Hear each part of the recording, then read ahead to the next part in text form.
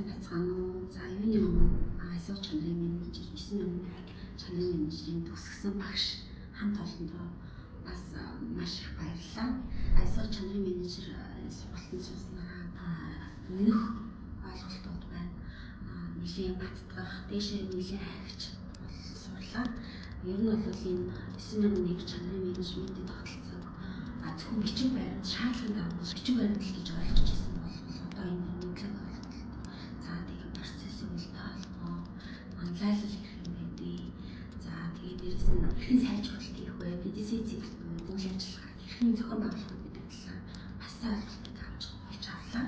За энэхүү ойлголтыг бол бидний хувьд бол байгууллагатаа цаашаа хэрэгжүүлэх хэрэгтэй. Тэгээд түгээх хэрэгтэй.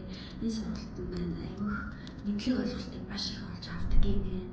Тэгээ энийг бол цаашаа хэрэгжүүлээд бас Монгол улсынхаа нэг боловсролын салбарт аль нэгэн салбарт хүн амжилт өөрийн хэмжээндээ өсгөхийг маш их зорилоо. Тэгээд энэ сургалтыг зохион байгуулсан ESE-ийн маш их баярлалаа. Тэгээд та бүхэндээ цаашдын ажил амжилтыг хүсье.